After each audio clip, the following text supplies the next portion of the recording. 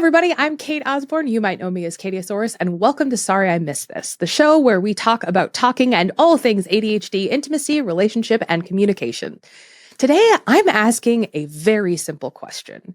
What is a boundary, and how do we uphold them with ADHD? To answer that question, I have brought on a very special guest for you. She is a marriage counselor. She trains therapists and counselors to deal with couples with ADHD. Her name is Melissa Orlov, and I'm so excited to welcome her to the show. As much as I hate to admit it, and as embarrassing as it might be, I have always been a person who struggled with boundaries. Now, part of it was because growing up, I definitely lived in one of those households where, you weren't necessarily allowed to leave the room if you were upset and you had to sit at the dinner table until you were excused. And so I learned early on that my boundaries weren't as important as the comfort of the people around me. And that's a lesson that I carried into adulthood. And as I learned more about my ADHD, as I learned more about my brain, I started learning more about the ADHD community and how often our struggles with boundaries and our struggles with knowing ourselves and our struggles with inconveniencing the people around us change us, change the way that we think about boundaries, change the way that we think about ourselves. And boundaries can be really hard because boundaries are vulnerable. Boundaries are looking at the world and saying, this is how I need to be treated. This is how I want to be treated. And I'm asking you vulnerably and authentically and honestly to meet me here in the middle and respect these boundaries. And unfortunately, sometimes that makes other people uncomfortable. So boundaries are tough. And as I was sort of putting this episode together, I had a lot of different thoughts on boundaries. How do we establish boundaries without seeming mean or like we're a bad person or that we're demanding that others kowtow to our ridiculous demands? And then I realized that boundaries are a gift. Boundaries are a way of allowing people into our world safely and in a way where they can meet us and they can support us. And the more I started thinking about boundaries like that, the more I realized how many regrets I have around boundaries and how many times in my life I wish that I had advocated for myself and stuck to my own boundaries. And so if you are a person who finds that you are struggling with boundaries or you want to learn to build better boundaries, I'm so excited to welcome you to this conversation with Melissa Orlov. She is an incredible ADHD educator and marriage counselor, and we're going to be having a great conversation about boundaries. But I do want to say that I know this episode might be a little sensitive for some of you, so that's your boundary today. That's okay too. So happy to welcome my guest, Melissa Orlov, to the show. We have a great conversation about boundaries and what they are and what they mean and how we can show up for ourselves. And it's such a good conversation. I'm so excited to share it with you. So without further ado, on with the show.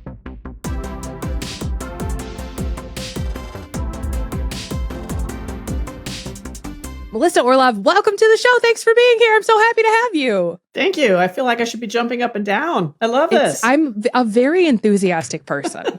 Sometimes it's not the vibe. You know what I mean? We can bring it up. We can bring it down. It's adjustable. I think it's the vibe for anything that has to do with fixing up your relationship. It's cool. I love that. So my first question is obviously going to be, Melissa, how long have you played the cello?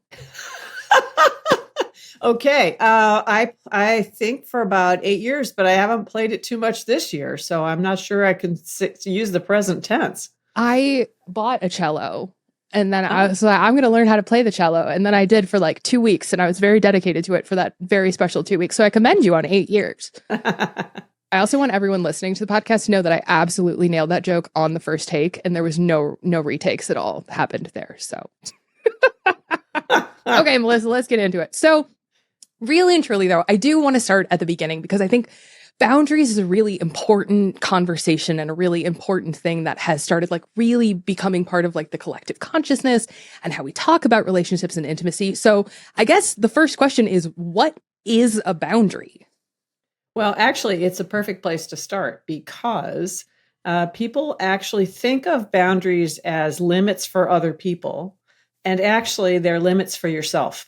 Okay. It isn't about what other people can and can't do to you. So when you're thinking about your personal values, I like to think of it as aligning your boundaries, align your behavior with your value set.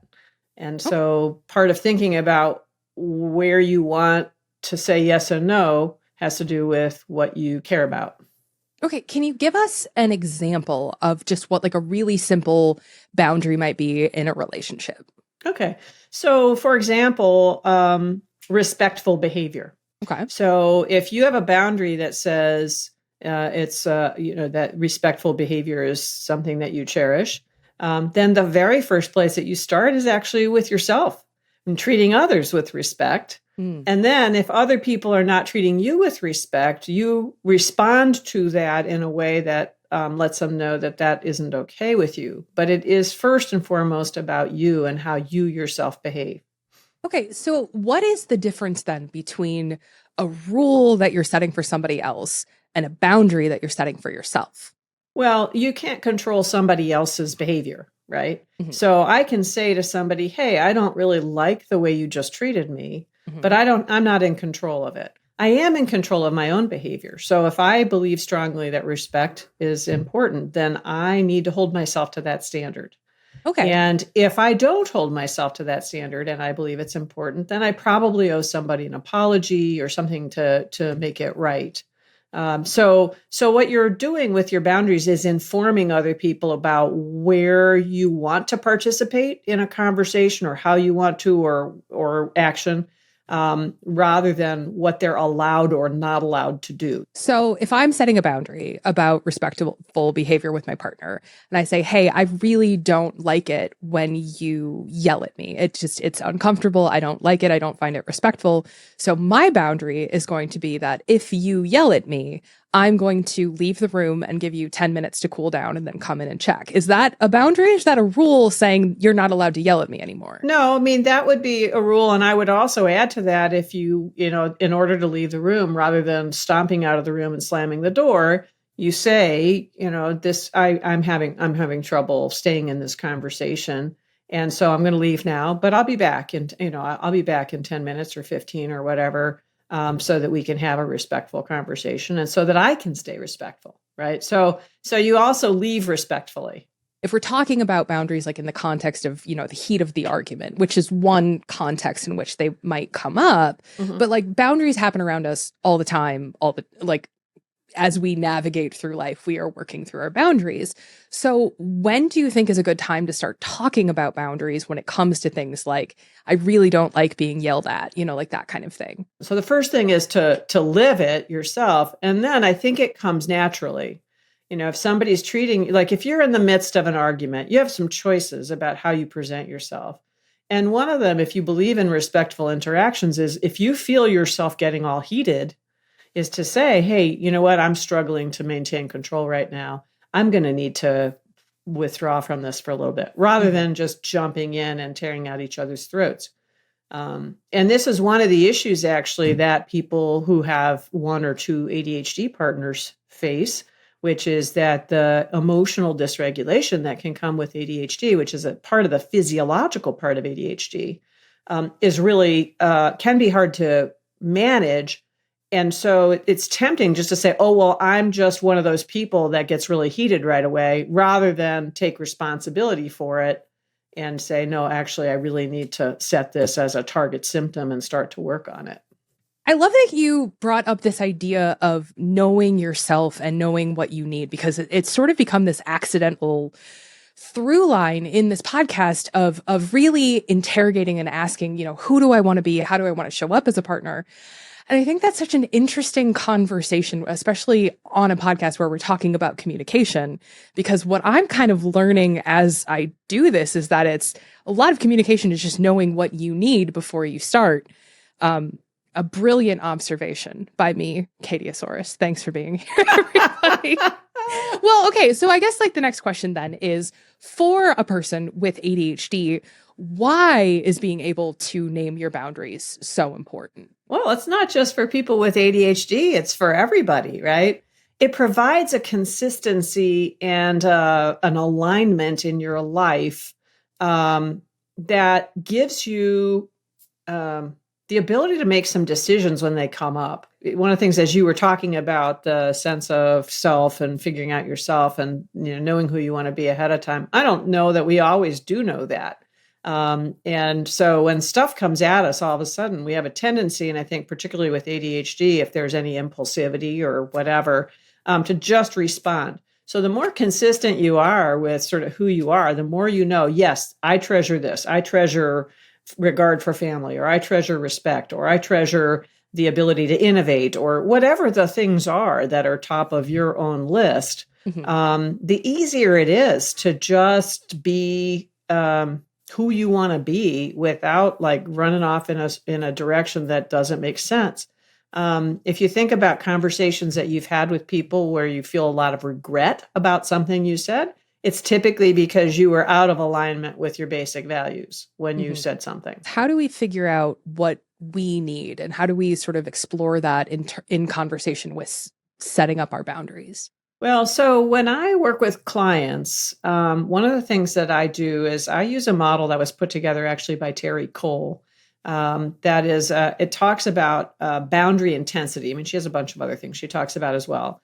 But I really like this idea for couples in particular about thinking about boundary intensity. And so thinking about your values and thinking about it at 3 levels. The first level is, this is the lowest, sort of least important level, are your wants. And the wants is stuff like, well, if you have choice of A or B, okay, I guess I'll take A. Right? It's not there's a ton of stuff in your life that's in that category. Then there's the next level up, which is what she calls desires. And desires are things that you have come to your relationship with where you really think that this is something you really wanted. I wanted a relationship that was playful, or I wanted a life full of adventure, or I wanted a certain kind of monogamy or not monogamy, or whatever those things are. What's closest to those wants where you don't care about them that much versus what's up at the really sort of high level of that. And then the highest level, and there aren't very many of these things, are deal breakers. I call them the drop deads. but really she calls them the deal breakers, which is better. That's more professional. But those are the things where if you don't get that, you might not have it right now, but if you don't get that eventually, this particular relationship will not work for you because it's too internally conflicting for you. So there are usually maybe a couple, 1 to 4 things in that. If you have a bunch of those, then you're in the, it's my way or the highway mode, and you're not going to probably have a very satisfying relationship. And it can be anything from, it's so important to me to have a partner who hikes in the woods with me that if I can't have that, I don't want to be with this partner. It can be anything. So that's how I think about it, is really going through like, what are the things that I really cherish, that I want, that I value about myself? I like to look at who was I when I liked myself the most? And what qualities did I have? What values did I have at that point? I'm really curious about that, because something that's really been happening with me a lot lately is, as I've gone to therapy and I got my antidepressant dosage sorted, they're working in this way that I'm like, oh, this is new. This is fun. I like being alive. And so what I'm realizing is that a lot of my sort of smaller wants have remained the same, but a lot of my desires, that sort of second level and even into the third level, those are changing. So how do you have that conversation with couples when, maybe one or both partners are in that process of sort of rediscovering wants, rediscovering desires, and like adjusting accordingly? Does that kind of make sense? Yeah. I think it's a really exciting time, right? So you're not doing it specifically as a couple. The results impact the couple. Yeah. Sort of the perfect coupledom is where you have 2 unique individuals, and then there's some Venn diagram of overlap where you're, you're integrated partially, but not fully. You do not want to be fully codependent or overlaid on each other. And so each of you would come out and figure out what you really want. And then there's an opportunity to really explore it and understand it and enjoy it and figure out what that means for the 2 of you. It can be a really wonderful time. It can also be a time whereby you start to realize, oh, you know what? Family, as one example, is really, really important to me. And I happen to be partnered with somebody who could not care less about family or whatever. And maybe that's not going to actually work. Yeah. Your life would end up being more authentic you would ultimately feel less internally conflicted. And this stuff changes across your life. I mean, you get to be gray hair like me, and you hope that it's wisdom, but you So, change what you want. You're that's where mine came from, just straight grad school. So it does change over time. Something that I run into a lot as I'm meeting women with ADHD and they're sort of like learning, especially late diagnosed women who maybe didn't even know that they were neurodivergent until their 30s, their 40s, their 50s, is that people pleasing becomes this major issue in relationships, where that sort of rejection sensitivity, that people pleasing, that emotional dysregulation, like all of that stuff starts coming up, and we start realizing like, wow, I'm really terrible at boundaries. What do we do? I had to look at my notes. What do we do about it? Well, so people pleasing is a real issue. I mean, I want to back up a little bit, which is that people who have ADHD grow up with a huge amount of criticism, and they often have self-worth issues that they have to learn to address at some point in order to feel whole. It takes courage to be able to start to say, this is actually what I know I want, and I am worthy enough to deserve to pursue it. And I don't have to please everybody, which doesn't mean you're not going to be nice to them or anything else. It just means, no, wait, I get to set the rules for my own life. And that can be a wonderful experience. I used to get so angry when I would hear people talk about that idea of like, oh, you just have to value yourself. You just have to decide what you want. And then it turns out that it was true the whole time. And I was like, I spent so long being like, oh, I couldn't possibly, I'm not worthy of it. I don't deserve it, whatever. And then it finally just came to a head in my life. And I realized like, wow, I'm spending a lot of time being a person that is not authentically me. I'm being somebody completely different because this is what I've just sort of like, I've boxed myself into the corner. And that was so frustrating for me. And I had a lot of resentment about it. There are so many people who have that exact same situation. Yeah. If you're a people pleaser because it's the least it's a path of least resistance. It feels better than being in conflict. Well, so I guess like my question out of that though is, if we realize we have been a person who maybe didn't advocate for our boundaries as well as we should, how do we go about repairing that? I don't want to say damage, but the changes that might occur in relationships when all of a sudden we say, hey, actually that thing that you've been doing for 10 years, I'm actually not okay with it. First of all, you go into some room somewhere and you dance because you're doing so well. But secondly, I run into this a lot with the ADHD partner, regardless of gender, when I work with couples, where you've developed a dynamic that I call parent-child dynamics, where you've got somebody who's in charge and somebody who's not in charge. And it is one of the best signs of progress when the ADHD partner starts to stand up and say, no, you know what? I'm not okay with that, when they start to push back. And so what you do with that is you keep going.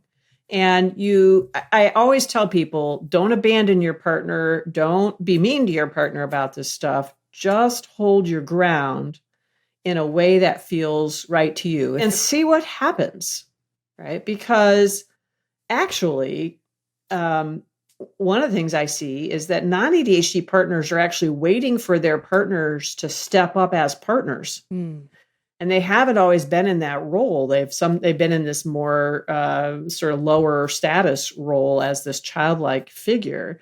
And so while shaking up the status quo feels uncomfortable, and they might be going like, I can't believe you're talking, just go do it, or whatever they're saying.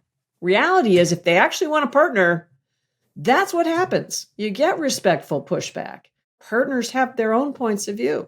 That's what you're headed towards, to be able to respectfully have your own points of view and be able to then figure out how to negotiate the differences that those points of view bring up. Another sort of common pattern that I see a lot is the overachieving, people-pleasing, burnt-out, gifted kid, usually woman with ADHD, who is getting by, but she's getting by because she's burning the candle at both ends and she's managing the household. She's making sure the kids get everywhere. And like, the little stuff falls through the cracks, but like as a whole, the house is run and all of that kind of stuff. And then that woman says, or person, I don't want to get like super gender specific, but that sort of figure in that ADHD relationship of I've always had to have my stuff so completely together or my entire life falls apart. And so I have become this like perfectionist. And so now if stuff doesn't get done, I get really stressed out. I get really freaked out. And so I wonder like the sort of opposite of that, like when the ADHD person is also the parent, what do you do? Such good questions, hard hitting journalism. Often that's gender specific. Yeah. In our society, we teach women to be the problem solvers and caretakers. And so you have a lot of women in particular who are really going full bore to keep their lives together and et cetera. And then the ADHD makes it just harder because it just takes longer. As you were saying, you create the lists and you become a perfectionist and you do all this stuff. It takes more effort to be able to get the same stuff done. And so there's a sort of a double whammy there for women who have ADHD. And it's really hard. And this is part of going back to boundaries and all of that stuff. This is part of why I think this theme is coming out for you, which is be who you are. Yeah. Don't be who society expects you to be. Don't be the perfect person with the perfect lists. Be who you are. And there's going to be a tribe for you somewhere. Yeah. Hopefully it will include the people who are, the person that you're currently romantically involved with, once they get used to the fact that you're presenting yourself differently than you used to. So my last sort of like main question for this conversation is how do we work on creating and evolving boundaries with a partner? I think it's conversations. I think it's intimacy. Where, you're, and it's not just, I don't mean just physical intimacy. I mean, verbal intimacy. Yeah.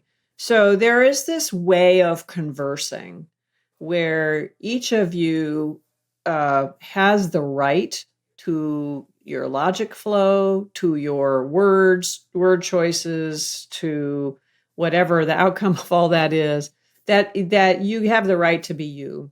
And your partner has the right to be them. And the way that you converse essentially is you agree to converse non-aggressively and respond non-defensively. And in that setup, that's a very good way to say, hey, this thing is really important for me. You're not saying you must adopt this thing. You're saying this is really important to me. I care about it. And hopefully the other person is curious. Right? Curiosity is one way to really go after figuring out how the two of you fit these two things together. Where are the ands rather than the ors? Oh, that's really good. The way to find, well, okay, we don't totally agree on this thing, but we do have some commonalities, and that's important. Melissa, something that I like to do with all of my guests is to just kind of say, if you had, a magical fairy comes down and grants you 3 pieces of information that everyone in the world will now know about ADHD and relationships, setting boundaries, that kind of thing, what would you want people to know? Well, the first thing I would want them to know is that if they find out and really become educated about how ADHD impacts couples specifically, there is a huge amount of progress and change that they can make in their own relationship to help improve their relationship. The kinds of things that couples fall into are really because they don't understand ADHD, in part, not completely, but in part. So that's the first thing. The second thing is I want to tell everybody you can do it. The third thing is that if they are going to work with a professional, which is often a very good idea, that they should try to seek out someone who understands ADHD, because the same types of misunderstandings that can happen for couples who have ADHD and don't know about it also happen with professionals. And this is actually part of why I have become so interested in teaching professionals about how to work with these couples. Do you have like a quick 5-10 minute activity that you could recommend? Like if a couple really wants to like start doing this work tonight? I would say the activity would be to go to my website, which has a lot of information. I'm not sure you want to put that in your podcast or not, but I know I write this blog, which is useful to people, but also there's just a ton of information there. Yeah. And so, and that's the first part, to get educated or go look up some videos on the topic or whatever. Yeah. Well, I love what you said earlier too, about just sort of sitting down and, really just journaling about like my wants, my desires, and then my deal breakers. Yeah. So that's for the boundary stuff. Yeah. So if you're talking about ADHD in general, then I'd say my website for couples is one of the best resources, along with my seminar. But the boundary stuff, yeah, if they want to do 10 minutes on boundaries, then I would say sit in a quiet place and just start to bullet like all over. It doesn't have to be organized. It can be wherever. And then, or put, one thing per note card and then move the note cards around the table. You want to capture all the ideas and then organize them into their layers, their intensities. That's so good. I'm going to do that tonight. I'm excited. All right, everybody, it's time for Cate's comment card. We still haven't named it. That's just gonna, I just want you to know this is gonna be the bit. It's gonna be the bit forever. Is we're never gonna name this segment, and then it's just gonna be our thing that we share, and it's gonna be so great and fun until my editor tells me to stop. So today's question, Melissa Orlov, comes to us from, we're going to call her Resentful, and it's a great one. I chose this one particularly because I know you do a lot of marriage counseling work and working with couples with ADHD, and this email it rang so true to me, and I really feel like it's also going to resound with like a lot of our listeners, so I will read you the email and then you can give me your reaction and your thoughts. Hi, Cate and Melissa. I'm an ADHD woman who struggles with executive functions, unrealistic expectations, and social pressures, and who constantly looks for ADHD hacks. I knew I wasn't inherently good at organization, so what did I do? I read everything I could get my hands on organization and how to do it for all the things. I knew I needed to improve and be more productive, so I read everything I could on time management and productivity. This has been a trend my whole life, in that when I notice a deficit in myself, I do everything I can to try and minimize that deficit. I live with a man and his children who give minimal regard to improving the things affected by their ADHD. The dynamic of the situation drives me bananas. Moving right, I also wore my tiny banana shirt to dress to the theme. You're welcome. Moving right along. I love that. I'm very fun at parties. Okay, so back to the email. I've recently observed something about myself. I found myself irritated by my husband leaving things everywhere and never putting things back where they go. Here's the kicker. I, too, leave things out and have several doom piles around my house. This irritates me about myself on top of being irritated with him. I find myself only focusing on his stuff left out, and it may be because, for whatever reason, it's difficult for me to see my own stuff until his stuff is out of the way. Upon further reflection, I realize that this is a ridiculous perspective, and I am currently working on shifting it. So here's my question. Is it common for ADHD spouses to be irritated by their partner's ADHD quirks? And what can I do to let go of that resentment? Isn't that such a good question? That's a great question. It's great. I love it. Such a good question. Yeah, she goes around and even recognizes as she's writing that, oh, wait, hold on. Okay, love the so a few things I notice in that question, aside from the fact that I love it. First of all, it is a dual ADHD couple with ADHD kids, and that has its own special challenges, but that's a different podcast for you. So one of the things she's doing, so she gets an idea about something she wants to correct. She's very aware of how she wants to improve herself, and women tend to do this particularly. Versus men. And so she fits right in there. But she's really hyper-focusing in on something. She goes and reads everything she can read. And she talks about learning all of this stuff. She doesn't actually talk about executing it, which is a gap that is actually pretty common.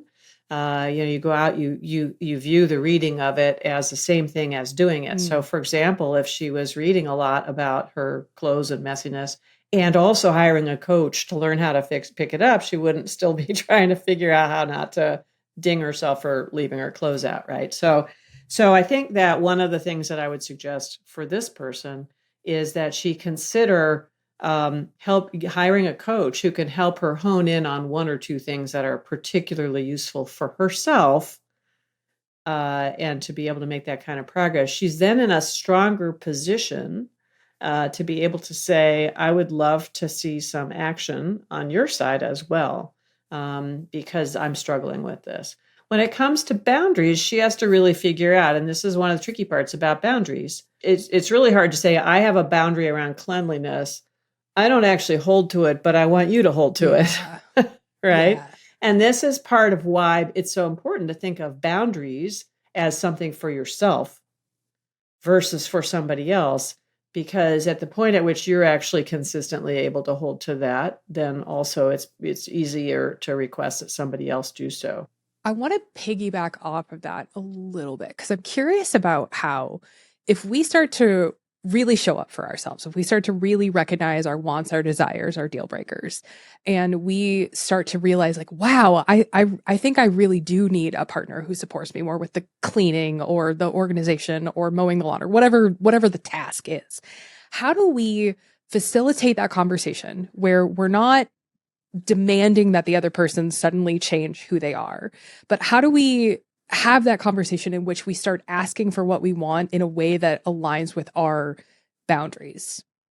Well, first of all, you disconnect it from a specific solution. Okay, what would So that she's look like? got, I'm curious. well, so she's got a problem right now, which is that her house is really messy and people are dropping things all over the place. There are a bunch of different ways to solve that. One, you can delegate it. If you have enough money to hire a housekeeper, you could get a housekeeper who also straightens. Another would be to get to do some of that research she does so well and put in things like clear plastic bins and extra hangers and things that align with how people come into the house and drop stuff. It's the equivalent of hanging up a key rack for keys. So ways to make it easier to naturally pick these things up. Or you do something like you say, okay, let's gamify it. Let's do an all family, race the clock, see how many things you can get done. And we're going to keep points, and a certain number of points gets you ice cream or whatever the heck it is, right? I mean, seriously, these are the kinds of things that if you are really thinking about ADHD, that work. Yeah. I mean, we used to do a thing where I used to do 6 loads of laundry at once when everybody was at home. And I did all the laundry, and then I would dump it all in the bed, and we would have family laundry nights, and we would talk, or somebody would get to pick the music for the night. We, rotated it. So we had to listen to the 10-year-old's music or the 45-year-old's music or whatever was going on. Right. And even though nobody adored doing this, it was made better by the fact that all 4 of us were doing it together. It was a very specific, when those 6 loads got folded, everybody it was done. Take it into your room. And then what you do with it in your room was your own business, right? You could leave it on the floor if you wanted to. I gotta know, what music did you choose? I don't even remember. That was a long time ago. But seriously, so the first thing that you've done in this question, though, is how do you do this with your partner? And what I'm saying is decouple it from the person or from a specific solution. So right now she's feeling resentful in part because she expects him to be the solution. And maybe he's not the solution, or maybe the 2 of them together are creating these systems, or they, save money and don't go out for coffee so much and get a housekeeper or whatever the thing is, and do something in a new way. You have to be really creative when you're coming up with solutions that work for families. Yeah, I think that's something that's just really important to highlight, is I think part of having ADHD and being in a relationship with someone with ADHD is that there is a creativity and a flexibility and a compassion and a kindness that is needed. Cause it's like, I try really hard, to remember to pick up my shoes and put my keys in the bowl and all of that stuff. But sometimes I forget. And so I feel like if I had a partner who was constantly like, you never put your shoes in the thing, like that would just make me feel really crappy about myself. Whereas like, if I have a partner who approaches it with kindness and, hey, how do we do laundry together, or how do we build this together in a system together that works for everybody? Like, I think that's a really beautiful point about being able to just work with a person to support you, but not necessarily parentify the relationship like you talked about earlier. Yeah. You have to be really careful about the royal we, particularly non-ADHD partners. How do we do blah, blah, blah? And when I'm working with these couple, I go, is it really a we, or are you just trying to get your partner on board? Let's talk about that royal we you just used. It's also true. But the things that I was talking about, this is hey, I'm really starting to feel uncomfortable in my house right now. I understand that I contribute to it. So I'm not saying that this is all about you. I'm saying I'm starting to feel uncomfortable in my house, that the overall thing. Okay, so let's figure out what are the options that we have to address that work for both of us and allow us to use whatever we feel comfortable using. Melissa Orlov, you are the author of The Couple's Guide to Thriving with ADHD and the ADHD Effect on Marriage. You run ADHDmarriage.com, and your work was so instrumental to helping me unpack my relationships and my marriage after my ADHD diagnosis. I am so honored and thrilled to get down to sit with you today. Thank you so much for being here. I really appreciate it. Where can the people find you? They can find me at ADHDmarriage.com. And I have all sorts of resources there for couples and or even individuals who are interested in pursuing relationship issues. Fantastic. And is there anything else that we didn't talk about and you really want to hit on? Anything else to say? Comments, thoughts? First of all, I'm delighted to be invited to talk to you. And secondly, I just, I get very excited whenever I think about couples starting to approach this, because it is good news to start to really go understand ADHD, its impact on your relationship, and also boundaries and how to set your life more in a path that makes sense to you.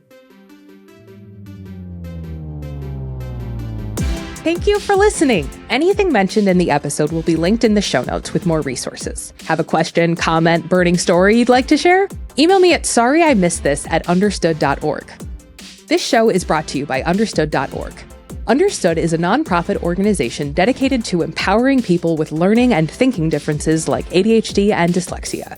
Learn more at understood.org. Sorry I Missed This is produced and edited by Jessamine Molly and Margie DeSantis. Our theme music was written by Justin D. Wright, who also mixes the show. Alana Milner is our supervising producer. Brianna Berry is our production director. Neil Drumming is our editorial director.